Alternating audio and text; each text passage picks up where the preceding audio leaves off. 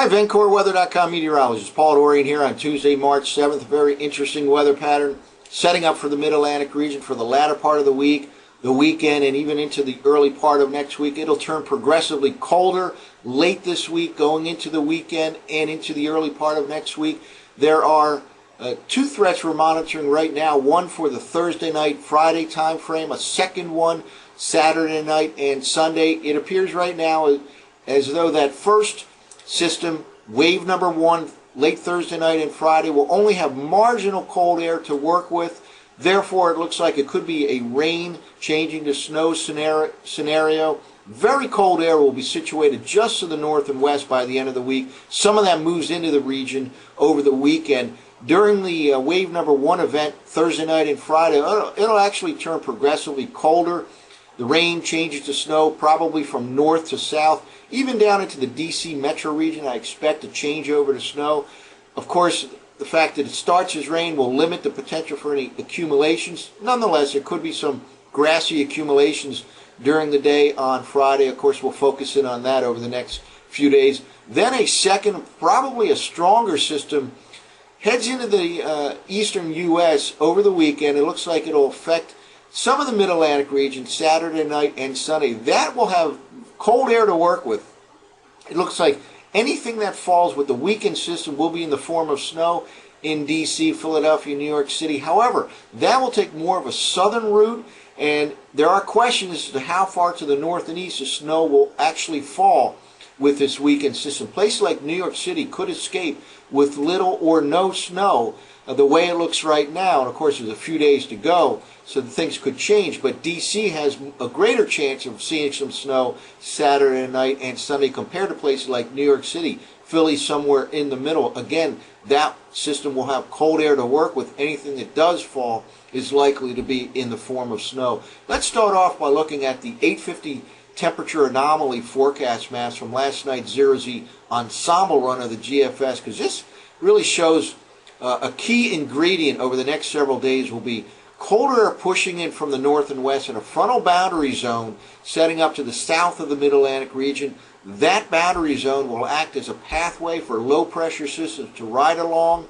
and it will dictate exactly where that storm track is, and we'll see how it'll actually push farther to the south as we get into the weekend, and that will suppress that weekend system farther to the south. This is the forecast map for right now, early Tuesday morning. Much milder conditions in the eastern U.S.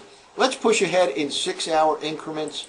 It stays mild right into the day on Wednesday. This is now Wednesday morning forecast map. Notice upstream some purple starting to show up here across the northern plains, way below normal temperatures for this time of the year when you see purple. And let's keep pushing ahead here. And by Wednesday night, a little bit colder here in the Mid-Atlantic region. And here we go by Thursday morning. Notice kind of a boundary zone here, a battle zone setting up here. Very widespread cold air by the Thursday, Friday time frame across southern Canada. Very cold for this time of the year, and warmer than normal air to the south. So this boundary zone setting up here, again, will act as a pathway for low pressure systems to move along. Let's keep pushing forward now. Here is Thursday night. At this time, low pressure will start to form here in the Mid-Atlantic region right along this boundary zone.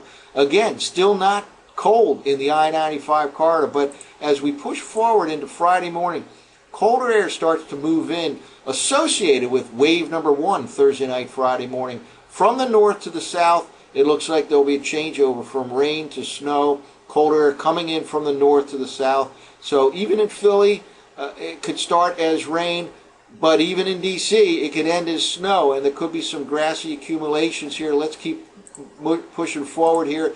Now, by Friday evening, that cold air comes really noticeable in the northeast U.S. That frontal boundary zone drops farther to the south. Let's jump ahead now to Saturday morning. Notice, very cold blob of air here sitting over the northeast U.S. Saturday will be way, way below normal in D.C., Philadelphia, New York City, especially up in New England. That frontal boundary zone way down to the south and east now, and hence wave number two over the weekend will take a more southern route. Let's push ahead. Saturday night, still very cold air situated over the northeast U.S. Again, that frontal boundary zone suppressed to the south, Hence, storm number 2 will be suppressed to the south. Let's go ahead to Sunday morning. Here we go. Frontal boundary zone down here. Cold air in place. Again, anything that falls should be in the form of snow in D.C., Philadelphia, New York City. The question is, how far to the north and east will that snow fall? How far to the north and east will accumulating snow fall? Let's now take a look at the surface forecast maps from last night's 0Z GFS model run. And here we go. This is the forecast map for right now, Tuesday morning. Some showers right now in south central, southeastern Pennsylvania. It's still chilly out there, 40 degrees or so, but a lot of southwesterly winds will pick up this afternoon. It'll become much milder, perhaps near 60 degrees in Philadelphia, maybe even 60 plus in D.C., well up in the 50s across New York City. Let's push ahead in 6-hour increments. Cold frontal showers moving in overnight tonight into the early part of tomorrow. Keep moving forward. By Wednesday morning, the showers will be ending in the I-95 corridor. It does not turn cold behind this frontal system. We have to wait for a secondary front coming late in the day, Thursday or Thursday night, for a noticeable drop in temperatures. Let's keep pushing forward. Pretty decent day on Wednesday. Let's now jump ahead to Thursday morning. Secondary cold front starting to show up here. It turns somewhat cooler during the day on Thursday, but especially Thursday night as that wave of low pressure right here starts to develop in the Mid-Atlantic region. Again, likely to start in the form of rain Thursday evening, but pushing forward, colder air dropping in from the north to the south. Changeover from rain to snow from north to south. Philadelphia starts as rain, changes over to snow. Even in D.C. here by early Friday morning, starting to change over, and here by midday Friday, snow even into the D.C. metro region. It looks like, again, marginal cold air only with this wave number 1, so there could be a very high limitation of accumulations. Nonetheless, grassy accumulations are possible, excuse me, early Friday, even into the D.C. metro region, and we'll fine-tune that over the next few days. Let's now push forward here. Colder air pours in behind wave number 1. This is now by Friday night, and here we go by Saturday morning. Very strong and cold air mass anchored by strong high pressure over south central Canada. A stronger system setting up over the central plains, but already starting to take a more southern track as that frontal boundary zone, that battle zone between the very cold air to the north and the warm air to the south, is shunted to the south behind wave number 1.